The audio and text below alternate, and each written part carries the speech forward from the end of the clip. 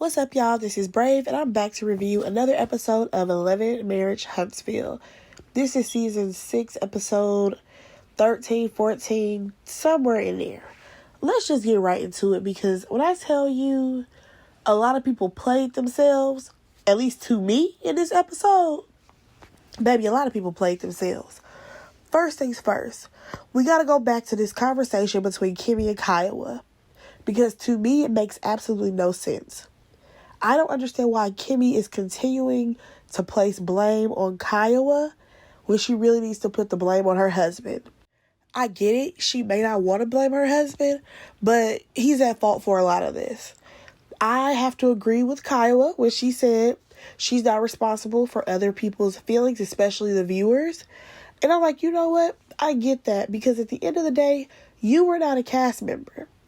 The way this information got around, at least from what I remember, I think she may have done like an interview or something, just on social media. Okay, but who really blew this story up? Your husband, his brother, and technically Tisha. Because y'all remember that scene that we didn't even get to see the full thing of.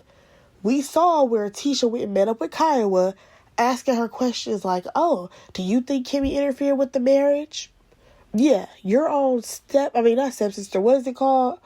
Her sister-in-law, she was over there trying to be messy.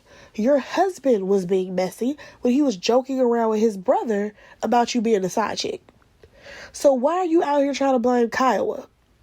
So then she talks about how, she didn't want her son to feel like she was out here interfering with somebody's marriage. And I'm just like, I get that, because at the end of the day, nobody wants to look like, they was doing something slimy and grimy and their kids can see it and be like, yo, mom, you was tripping. I get all that. But again, this goes back on your husband. Your husband should have made a great statement that said, you know what? Kimmy did not do this, that, another. I was in a total separate state from Kiowa, blah, blah, blah, blah, blah. He should have made that very clear instead of joking around with his brother. Like, there has to be some type of accountability, because Maurice does a lot of talking. But baby, when it comes to that situation, he sure is mum's the word. And I feel like it's because he knows deep down he was trying to play both of them women at the same time. I absolutely believe that he was still talking to Kiowa on the low while he was getting to know Kimmy. I absolutely believe that. You can't tell me no different. I feel like Kiowa is biting her tongue at this point and not saying it, but I can definitely see Maurice still trying to have some type of conversation with her, because why would she think they was reconciling? There's no way she just randomly pulled that out of a hat, being like, yeah, let's reconcile after we've signed these papers. Nah, something had to have happened. Nonetheless, so Maurice, of course, he was so concerned about how Monster may feel later down the line, because that is what Kimmy said. Now, Kimmy feels like she has to take the hit, to protect Kiowa, protect Monster's feelings, and her son had to see her go through this. And I'm like, again, what does this have to do with Kiowa?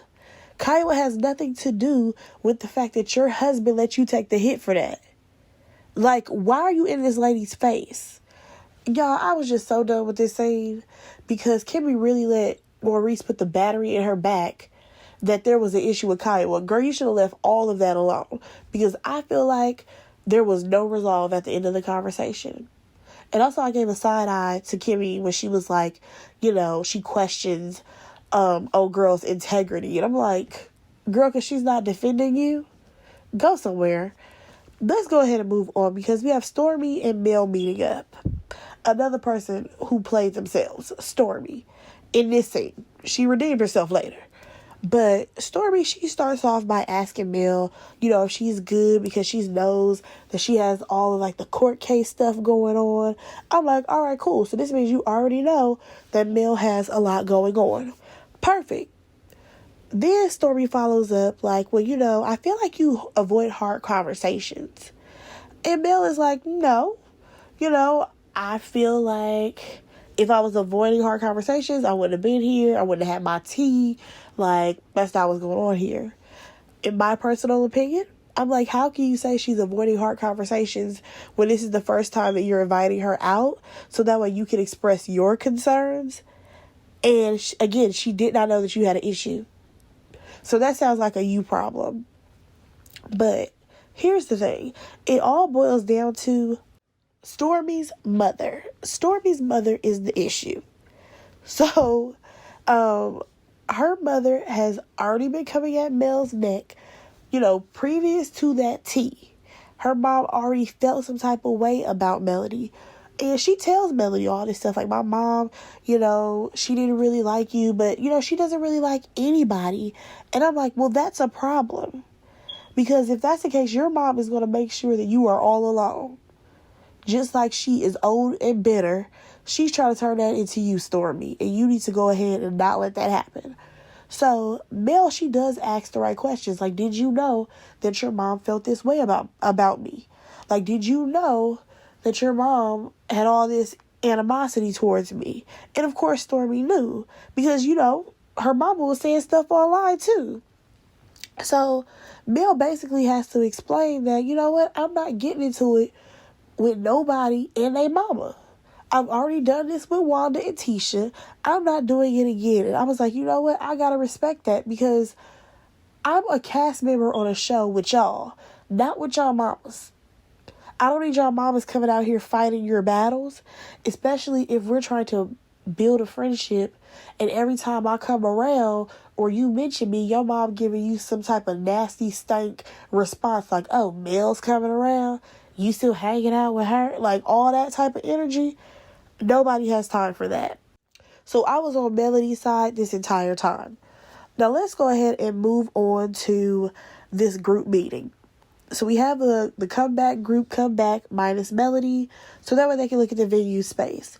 Tisha, she ends up letting them know that Mel, she's not interested in doing the event because just a few months ago they weren't all friends, and also because of the situation with Martell. Now, why is Martell really trying to make it all about him? I have no idea. Because he decided to say his piece and talk about some, well, cause I don't think that we should let our court stuff get into business, because court should be court and the kids should be kids. And Negro, you are causing havoc in this woman's life, so she doesn't want to be bothered with you at any point. How are you not comprehending that? So next thing you know, Stormy shows up because she's basically going to be filling in for Mel's spot. Y'all, why did they ask Maurice, how he feels about everything?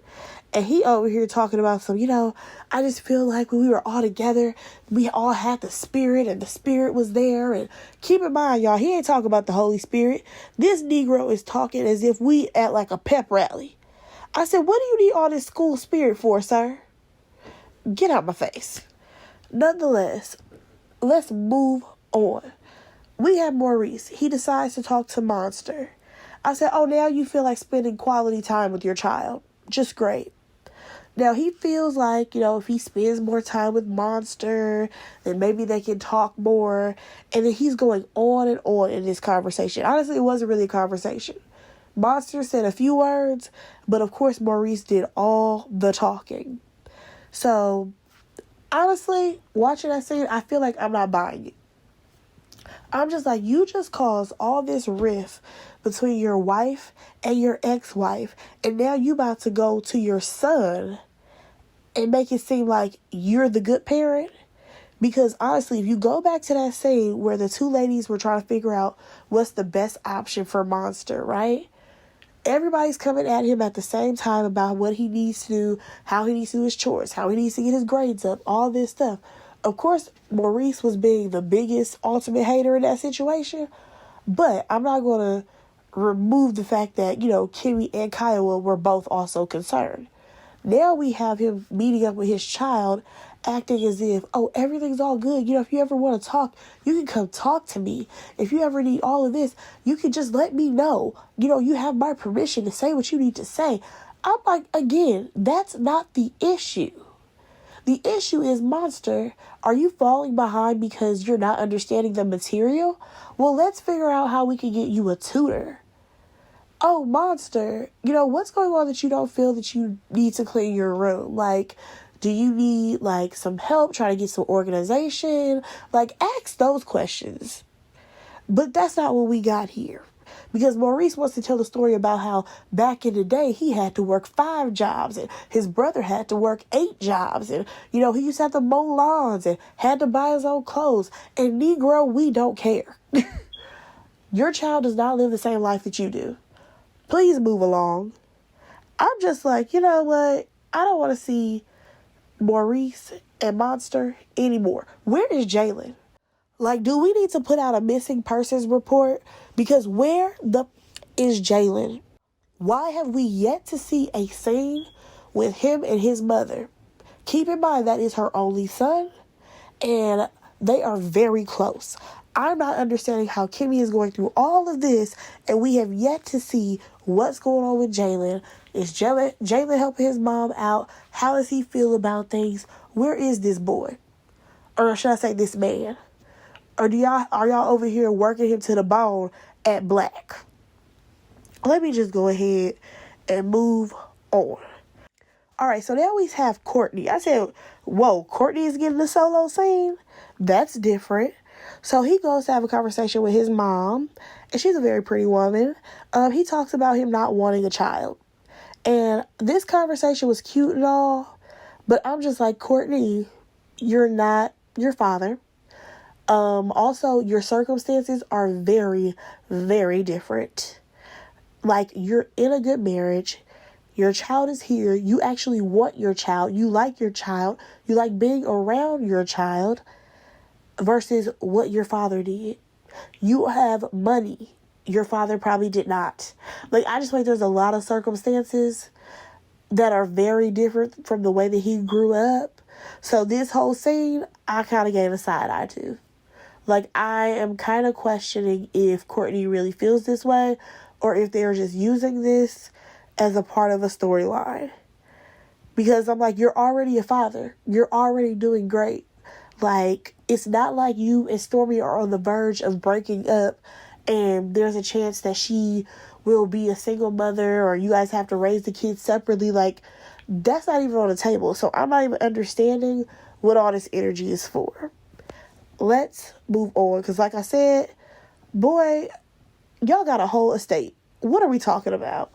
Moving on. Day of the Black Business Expo. So Stormy, she feels like she shouldn't have even signed up because she still needs to go do a lot of the orders. Courtney can't even be with her right now at this event because he's packing orders. And I'm just like, so this still doesn't make any sense that you fired your cousin who was technically doing his job. He just wasn't working fast enough because he's the only person doing that job. Like, have y'all hired anybody new? Because it's not making no sense to me. Nonetheless, for some reason, they have so many more vendors now. There was only supposed to be 25. Some woman, I don't even know her name, who was in charge. She just basically told all the vendors that applied, come on down here and set you up a table. So now they got to try to squeeze everybody in this building. Baby, look on over to Stormy. Stormy has a whole setup. And I mean, like, it takes up a nice chunk of the building, okay? It looked good, though. It looked really nice. Here's the thing. Tisha goes to talk to her. And Stormy's like, well, you didn't send me the dimensions. And you should have told me, like, oh, you're only going to have this much space. And I'm like, you know what? She's right.